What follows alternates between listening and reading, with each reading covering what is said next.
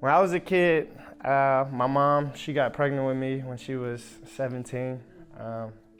So we ended up, I was a surprise, my dad, he was with a couple of friends. They were going to go see a movie, and he was driving, and the story, like, it was a wavy road. He was coming up, the car went over the ledge as he was turning, rolled over a couple times, and he was the only one. It was 4 people in the car. He was the only one to pass.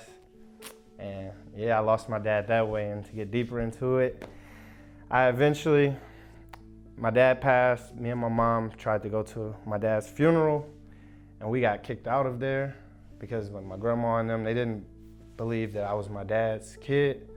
So then 10 years later down the road, my brother's dad, which is who I lost this year, it was Halloween day. We were finishing up our trick-or-treating, and he stopped this car in front of his house, and he looks back at me. He's like, "Hey, Mike, you want to meet your grandma?" And I was like, me being a young kid, I'm like, I only know my grandma LaWanda. I already met my grandma. I know my grandma. He's like, "No, you got another grandma. I want you to meet her."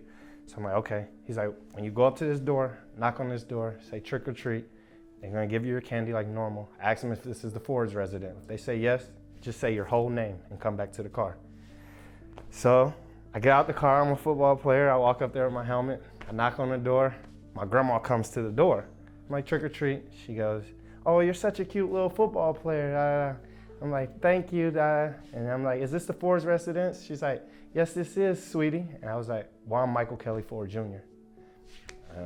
It's like a movie. She freaking drops the bucket of candy in front of me, runs to the back of the room crying. As a little kid, I got my candy. I grab a couple of it, and I walk off to the car.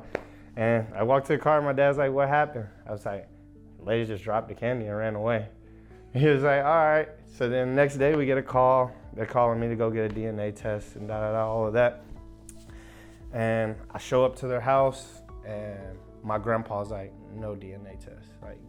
This is my son's twin." That's how that went, and that's how I met my dad's side of the family, and that's pretty much my little story. That is wild. Yeah. And you had no idea when you were walking up what you were walking into. I didn't even know what I was going into. I just had a script that he told me to do, and I just did it. Wow. Yeah, And you've been able to kind of be a part of that family ever since? Yes. Like I said at the beginning of all this, I'm not a negative person. So I just kind of let it all go away, and I just judged her for who she was then. And I took everything as if we're starting fresh from now. And she's never done me wrong, so it's no reason for me to have any hard feelings towards her. And it's all love. That's my grandma. What's the relationship like now? Have they come to any games down here? Oh yeah, she's like my biggest fan. I sometimes when I was in Detroit and I was playing, I could hear her in the stands. But it's similar. They tell me stories how she was at my dad's game. She's in the stands, "Come on, Michael, get him. She goes crazy. So it's really exciting. She's been to I want to say 2 games this year, and she texts me after every game. When we win, she texts me, "Winner, winner, winner."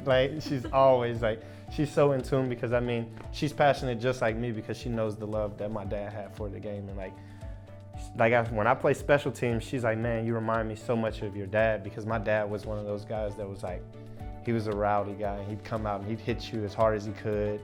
He was banging his head on the bench and stuff. He was kind of crazy. So, she loves when I get up and I'm banging my head around. I'm just having fun with it. She's like, "You just remind me so much of your dad." So.